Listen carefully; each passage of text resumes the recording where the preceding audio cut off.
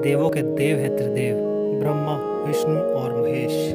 ब्रह्मा जी को सृष्टि का रचयिता, विष्णु जी को सृष्टि का रक्षक और महादेव को विनाशक कहा गया है। कई लोगों के मन में यह प्रश्न उठा होगा, आखिर त्रिदेवों की उत्पत्ति कैसे हुई? त्रिदेवों में सबसे शक्तिशाली कौन है? और अगर आप भी इन प्रश्नों के उत्तर जानना चाहते हैं तो इस वीडियो को अंत तक जरूर देखें। इस विषय में 3 कहानियां उपस्थित हैं। पहली है शिव पुराण में से, दूसरी है भगवत गीता से और तीसरी है सप्तऋषियों की। सबसे पहले जानते हैं शिव पुराण के मुताबिक कथा क्या है। एक बार ब्रह्मा जी और भगवान विष्णु के बीच विवाद हुआ कि इन दोनों में सर्वश्रेष्ठ कौन है। विवाद इतना बड़ा था कि दोनों के बीच युद्ध की नौबत आ गई। तभी उन दोनों के बीच एक अग्नि स्तंभ प्रकट हो गया। तभी ब्रह्मा जी और भगवान विष्णु ने यह तय किया कि जो भी इसके अंत तक सबसे पहले पहुंच पाएगा वही श्रेष्ठ होगा। तभी इसके बाद भगवान विष्णु इस स्तंभ के अंत तक पहुंचने के लिए इसके नीचे की ओर गए और भगवान ब्रह्मा इसके ऊपर की ओर। दोनों में से किसी को भी इसका अंत नहीं मिला, पर भगवान विष्णु ने अपनी हार मान ली। लेकिन ब्रह्मा जी ने ये बताया कि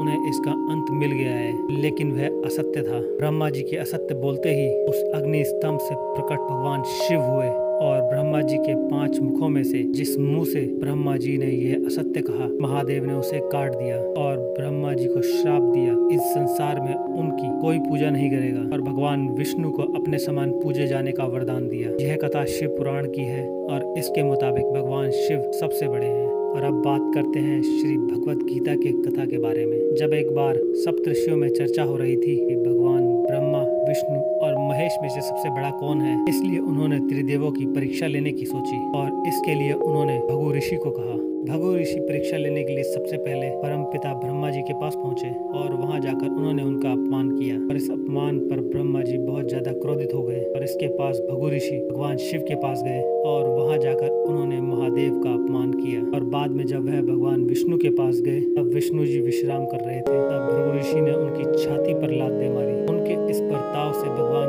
विष्णु को जरा भी क्रोध नहीं आया और उन्होंने ऋषि भृगु के पांव पकड़ लिए और उनसे पूछा कि कहीं उनके पैर में चोट तो नहीं लगी, क्योंकि मेरी छाती का भाग बड़ा कठोर है जिससे आपके पैर में चोट लग सकी। भगवान विष्णु की बात सुन के भृगु ऋषि ने उनसे क्षमा मांगी और सप्तऋषियों ने माना कि त्रिदेवों में से भगवान विष्णु श्रेष्ठ हैं। अगर इन कथाओं की माने और अगर मनुष्य अपनी तमाम बुद्धि लगाकर भी सोचे तो वह त्रिदेव की तुलना नहीं कर पाएंगे। शिव पुराण और विष्णु पुराण, इन दोनों में त्रिदेवों को सर्वश्रेष्ठ माना गया है, पर ऐसी कोई जानकारी नहीं है कि इनमें से सर्वश्रेष्ठ कौन है। अब बात करते हैं तीसरी कथा की और इसके अनुसार भगवान विष्णु, ब्रह्मा जी और महादेव एक साथ बैठे थे। तब शिव जी ने सोचा कि मैं विनाशक हूँ, तो क्या मैं अपनी शक्तियों से किसी का विनाश कर सकता हूँ? तो क्या मैं ब्रह्मा जी और विष्णु जी का भी विनाश कर सकता हूँ? महादेव के इस विचार से ब्रह्मा जी और विष्णु जी मुस्कुराए और ब्रह्मा जी ने कहा, क्यों ना आप अपनी शक्तियों का मुझ पर प्रयास करें, क्योंकि मैं भी जानना चाहता हूँ कि आपकी शक्तियाँ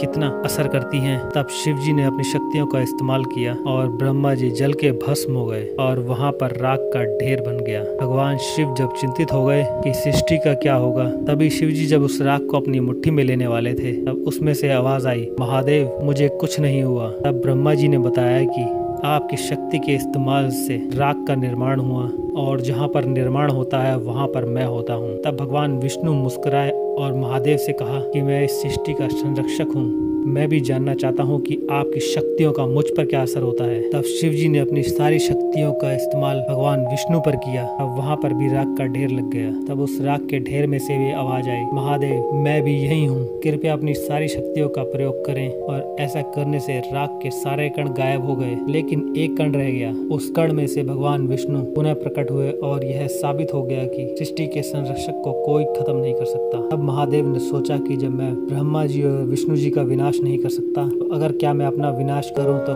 क्या विनाश हो जाएगा? क्योंकि अगर मैं नहीं रहा तो विनाश नहीं रहेगा और बिना विनाश के रचना नहीं हो सकती, और अगर रचना नहीं होगी तो उसकी रक्षा की जरूरत नहीं रहेगी। ये सब बात सुन विष्णु जी मन ही मन मुस्कुरा रहे थे और भगवान विष्णु ये समझ गए कि महादेव क्या करने वाले हैं, और भगवान महादेव ने अपना विनाश कर दिया और राख में बदल गए। और जैसा वह सोच रहे थे, ब्रह्मा जी और विष्णु जी भी राख में बदल गए और इसके चलते पृथ्वी पर अंधकार छा गया और वहां रह गए सिर्फ राख के ढेर। तब राख से आवाज आई कि यहाँ पर राख का निर्माण हुआ है और जहाँ पर निर्माण होता है वहाँ पर मैं होता हूँ। और उस राख से ब्रह्मा जी प्रकट हुए और उसके बाद विष्णु जी और अंत में महादेव। क्योंकि जहाँ पर रचना होती है वहाँ सबसे पहले सुरक्षा और फिर विनाश। और इस घटना से शिव जी ने जाना कि त्रिदेवों का विनाश असंभव है। बाद में शिव ने उस राख को अपनी मुट्ठी में लिया और अपने पूरे शरीर पे लगा लिया और तब से उन्हें शिव भस्म कहा गया। इस कथा से हमने जाना कि त्रिदेव की आपस में तुलना करना व्यर्थ है और हमें उनकी भक्ति करनी चाहिए, क्योंकि जहाँ रचना होगी वहाँ ब्रह्मा जी होंगे। उस रचना के संरक्षण के लिए भगवान विष्णु होंगे, और अगर रचना होगी तो भविष्य में उसका विनाश भी जरूरी है, क्योंकि विनाश के बिना रचना संभव नहीं। इसलिए तीनों देवों की आवश्यकता है